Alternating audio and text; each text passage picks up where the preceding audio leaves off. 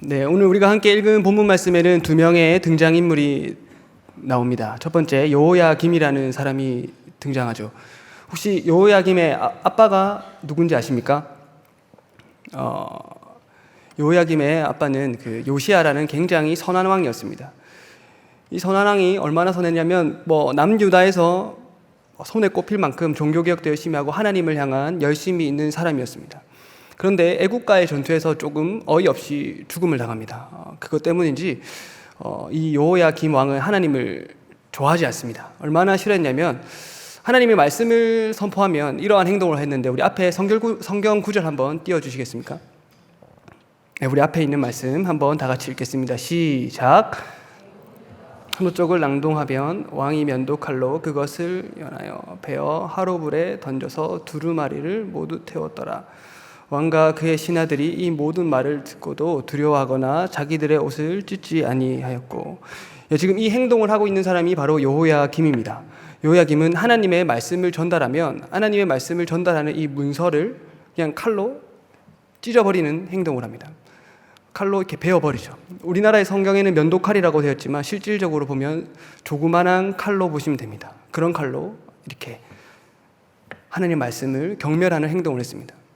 우리가 미움에도 단계가 있지 않습니까?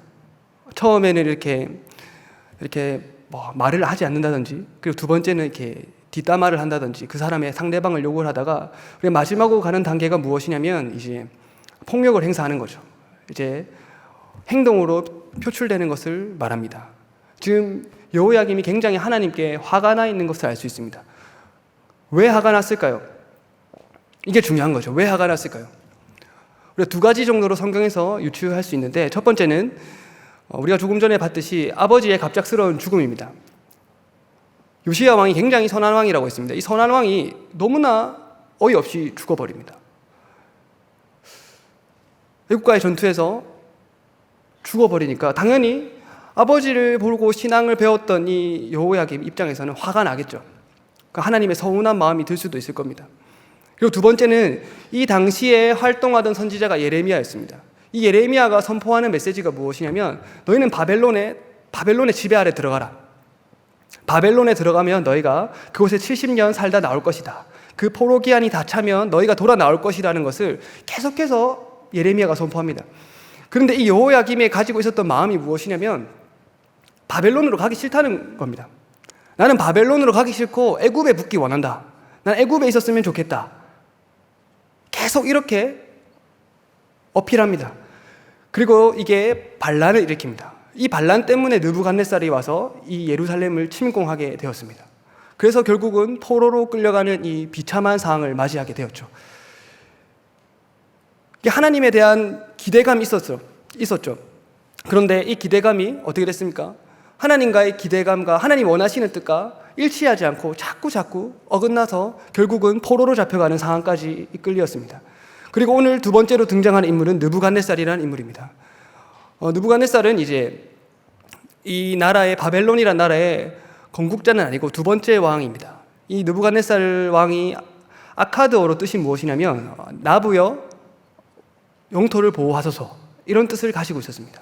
그만큼 바벨론에 있어서 신들을 잘 섬기고 우상숭배가 강했던 사람임을 보여주고 있습니다. 그런데 우리가 한 가지 더 주목해서 보아야 될 것은, 과연 성경에서 느부갓네살을 무엇이라고 말하고 있느냐? 성경에서는 느부갓네살을 여호와의 종이라고 말하고 있습니다. 우리가 직접 찾아보지 않겠는데 예레미야 25장 9절에 느부갓네살은 나의 종이라고 말하고 있습니다. 왜 종이라고 말했을까요? 우리 다 같이 오늘 본문 말씀 2절을 한번 읽어보겠습니다. 다 같이 읽겠습니다. 시작. 그래서 얼마를 그의 손에 넘기심에 그가 그것을 가지고 신할 땅 자기 신들의 아멘. 지금 이 2절을 읽어보면 2절의 핵심 내용 중에 하나가 무엇이냐면 바로 이스라엘이 패배했다는 내용입니다. 이스라엘의 패배는 당시에 어떠한 의미를 가지냐면, 우리가 잘 많이 들어서 아시겠지만 고대 시대에는 이 전쟁을 신들의 전쟁이라고 하였습니다. 그래서 이스라엘이 패배한 것은 하나님이 패배한 것과 동일한 연장선상에 있습니다. 그리고 바벨론이 승리했던 것은 바벨론의 신들이 승리하였다는 것을 말하고 있습니다. 혹시 안시성이라는 전투 영화 보신 적 있으십니까? 네. 네, 감사합니다. 그 영화에 보면 이런 대사가 나옵니다. 고구려의 신은 고구려를 버렸다. 고구려의 신은 고구려를 버렸다. 이것이 이 당시의 세계관을 반영하고 있는 것이죠. 이 신들의 전쟁에서 하나님을 패배했습니다. 우리가 가장 당혹하고 어려워하는 자리가 바로 하나님의 패배입니다. 하나님의 나라가 임할 때 우리는 굉장히 쉽게 생각하는 것이 승리하는 자리, 자, 잘 되는 자리, 이것을 생각하기가 쉽습니다. 왜냐하면 이때까지 창세기에서 땅을 정복하고 다스리라, 이 문맥에서 계속해서 하나님의 나라를 이해하다 보니 계속해서 우리는 승리하는 것, 잘 되는 것, 이것이 하나님의 나라에 초점을 맞추어져 있습니다. 그리고 역사적으로 이것이 어디에서부터 시작되냐면 콘스탄틴 황제가 313년에 이 기독교를 공인하지 않습니까? 그 밀비우스 다리 전투에서 이 콘스탄틴이 꿈을 하나 꿉니다. 바로 십자가를 보죠. 그 십자가를 보고 전쟁에 나아갑니다. 이 전쟁에 나아가서 이 십자가를 달고 전쟁을 해서 승리하게 됩니다. 여기서 우리는 당연하게 십자가를 달면 승리하는구나 이렇게 생각하지만 우리가 한 번 더 생각하고 넘어가야 될 것은 무엇이냐면 십자가를 달고 한 것이 무엇입니까? 상대방을 죽이는 것이죠. 우리 구주 예수 그리스도께서는 다른 사람을 위해서 십자가에 못 박혀 돌아가셨는데 콘스탄틴 황제가 한 것은 바로 십자가를 달고 적을 죽여버린 것입니다. 이러한 역사들이 계속해서 되풀이 됩니다. 15세기, 16세기에 이 제국주의가 팽창해서 막 식민지를 막 삼지 않습니까? 식민지를 삼습니다. 식민지를 삼는데 이 식민지를 삼을 때 노예들을 어떻게 처우했냐면 건장한 노예가 있으면 데려가서 일을 시킵니다. 그런데 이렇게 마르고 힘이 없어 보이고 연약한 노예들은 어떻게 했냐면 세례를 줍니다. 성부, 성자, 성령 이름으로 세례를 주었겠죠. 그리고 세례를 주고 그 자리에서 총으로 쏴버립니다. 그들의 논리가 무엇이냐면 너희들의 영혼은 이미 천국에 간다. 세례를 받았기 때문에. 그러나 너희들의 육체는 이 땅에서 쓸모가 없다. 하고 죽여버렸습니다. 그리고 그 노예들로 창출된 자본이나 이득을 가지고 바로 자신의 나라의 이득을 채웠을 때 엄청난 이 승리하는 모습이 바로 우리가 역사에서 배운 기독교의 한 면목입니다. 그런데 오늘 우리가 함께 읽었던 본문 말씀에서는 무엇이라고 말합니까? 바로 하나님이 패배하셨다라는 팩트가 있습니다. 그런데 다시 2절을 한번 읽어보겠습니다. 2절에서 이렇게 말하고 있습니다. 2절 말씀 다시 한번 읽어보겠습니다. 시작. 그래서 유다왕 여호야김과 하나님의 전 그릇 얼마를 그의 손에 넘기심에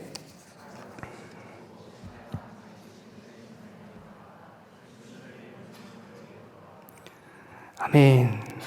성경에서는 이 하나님의 패배에 대해서 뒤에 감추어져 있는 하나님의 행동에 대해서 설명합니다. 무엇이라고 말합니까?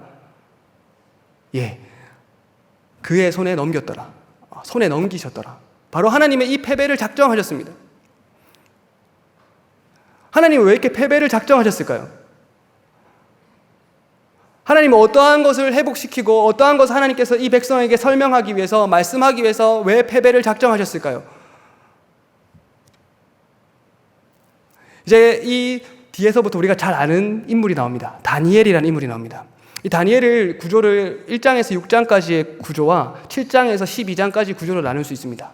1장에서 6장까지의 구조는 바로 왕궁에서 일어난 이야기입니다. 왕궁의 핵심적인 역할에서 수뇌부에서 일어나는 역할을 설명하고 있습니다. 이 망한 것 같았던 이 이스라엘 백성, 포로로 잡혀왔던 이스라엘 백성이 그곳에서 어떻게 사는지 보여주고 있습니다. 그곳에서 사는 방법이 무엇입니까?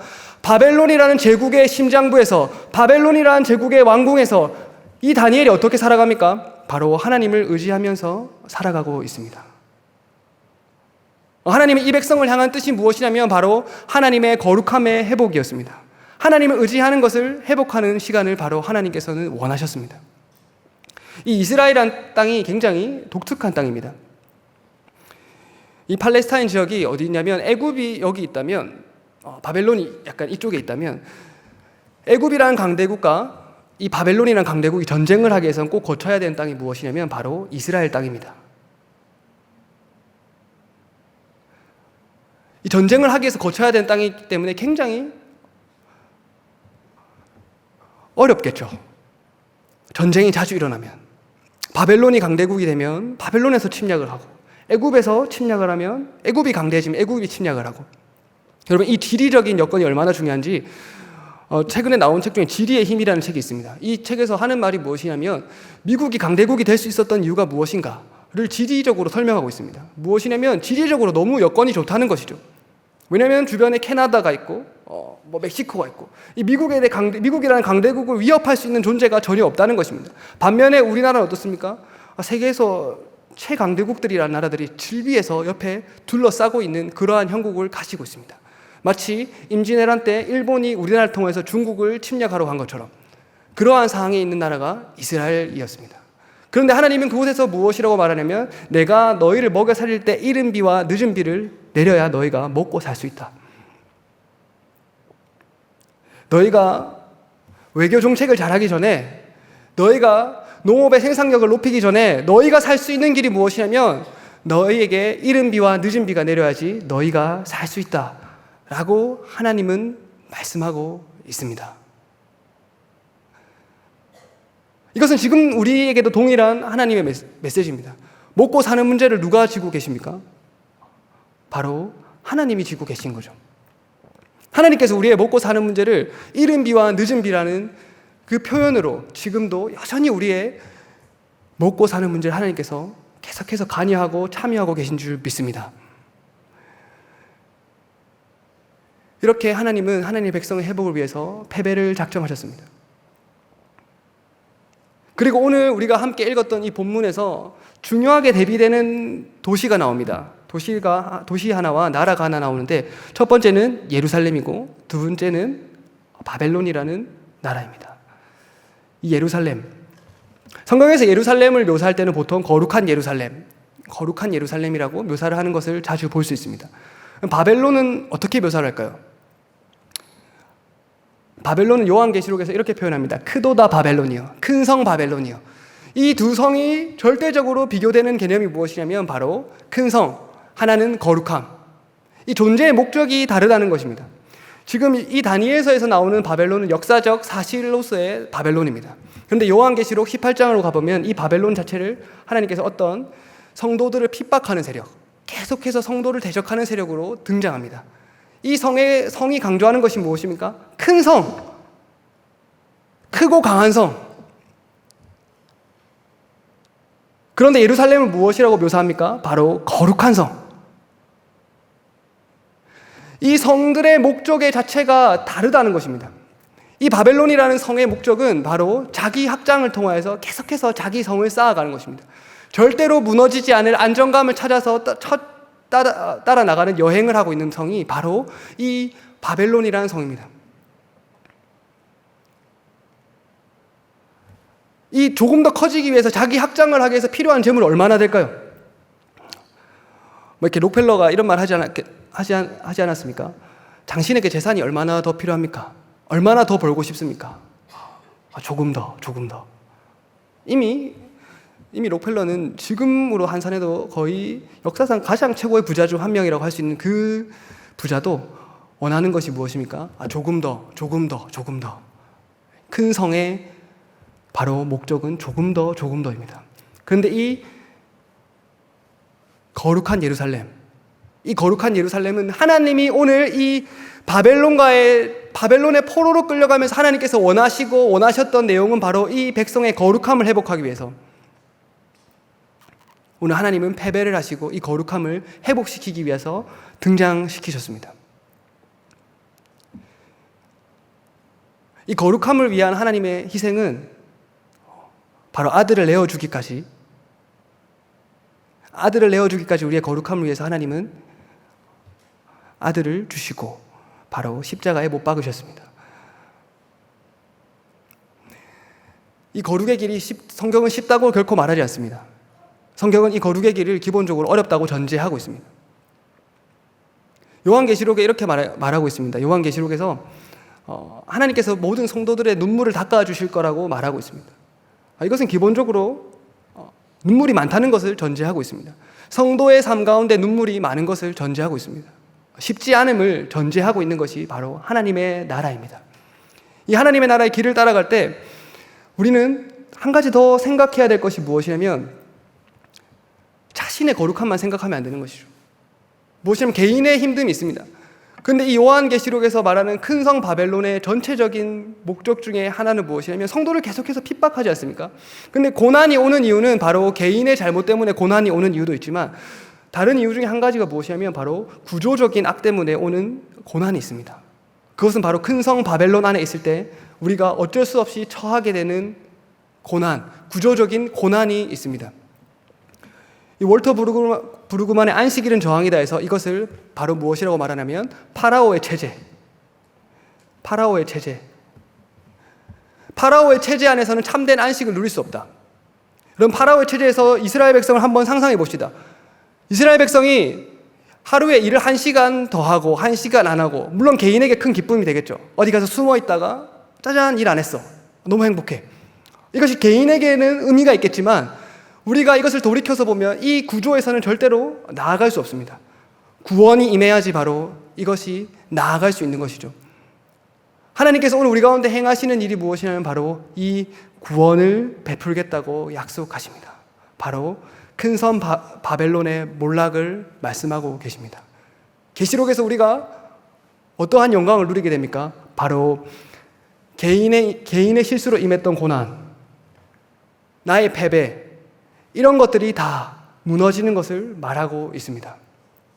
그리고 하나님께서 그 성에서 우리가 영원토록 살게 될 것을 성경은 말하고 있습니다.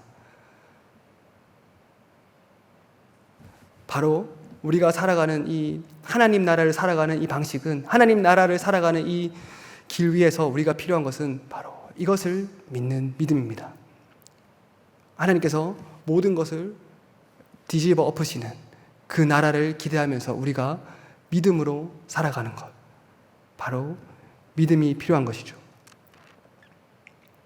이제 선교를 얼마 앞에 두고 있습니다. 선교를 앞두고 있는데 우리가 선교 가운데 가시적인 열매가 많이 맺히면 좋겠죠. 감사하겠죠. 막 이렇게 내가 복음을 전하면 모두가 다 회심을 하고 모두가 돌아오고 막 이렇게 어린이들이 막 구름처럼 몰려들고 우리가 다 소망하고 생각하는 것이 다 그런 것 아닙니까? 그런데 우리가 그렇게 되지 않아도 오늘 하나님이 패배하셨지만 다니엘을 통해서 하나님의 거룩함을 드러낸 것처럼 여러분들의 성품과 인격을 통해서 하나님의 거룩함이 나타나길 소망합니다. 이 인격과 인격이 만날 때 바로 하나님의 성품이 나타나길 소망합니다.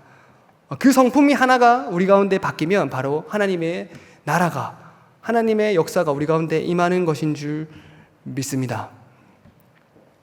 제가 어릴 때 이렇게 여름 성경학교를 제가 가본 적이 있습니다. 이렇게 제가 교회를 열심히 다녔었는데도 이게 저는 이렇게 여름 성경학교를 우리 본교에서만 다닌 게 아니라 여름 성경학교를 하면 다 따라다녔어요. 이렇게 여러 군데를 이렇게 다 보면서 뭘 주나, 어떤 프로그램을 가지고 있나 이렇게 딱 보니까 제가 지금 기억에 남는 것은 사실은 그 상품들이 기억에 남지 않습니다. 그때 왔던 선생님들이 참 기억에 남아요. 선생님들이 저를 참 많이 아껴주셨어요. 얼마나 아껴주셨냐면 제가 이렇게 여름 성경학교 때 시끄럽게 떠들었는가 봐요. 떠드니까 갑자기 선생님 테이프를 갖고 오시더니 제 입에 탁 붙이시더라고요. 조용히 하라고. 그리고 그 여름 성경학교의 선생님으로 저희 어머니가 계셨죠. 어머니가 보시고 굉장히 충격을 받으시고 이렇게 어디론가 떠나시는 모습을 봤는데 그래도 막 저는 재밌었습니다. 지금 돌이켜보면 굉장히 즐거웠어요. 즐거웠으니까 말이 많았겠죠. 저 안 즐거운데 무슨 말이 많겠습니까? 그 즐거웠던 기억들이 있습니다. 바로 한 사람의 헌신 때문에, 한 사람의 이 찾아오는 그 손길 때문에, 바로 하나님의 뜻을 알고 하나님의 길을 가는 그 백성이 있었기 때문입니다. 오늘 우리가 선교로 향해 나아갈 때 우리가 눈에 보이는 가시적인 열매가 없고 우리 가운데 보이는 것들이 적을지라도 우리가 믿음으로 함께 그 나라를 세워가기를 예수님의 이름으로 축복합니다. 우리 다 같이 다시 한번 우리 믿음으로 서리라, 우리 찬양 한번 부르도록 하겠습니다.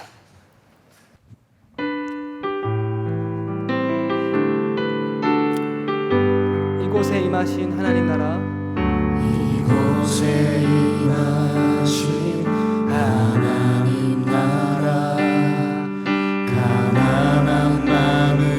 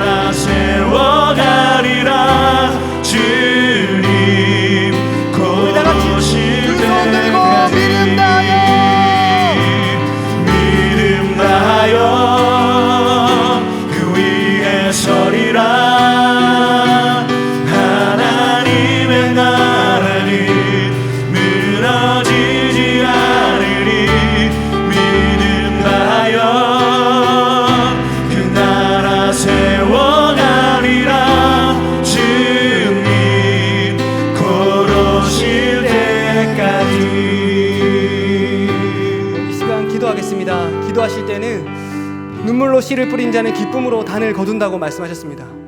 하나님의 나라는 우리 씨를 뿌리러 가는 것이죠. 하나님, 우리가 이를 씨를 뿌릴 때 하나님 기쁨의 단을 경험하게 하여 주시옵소서.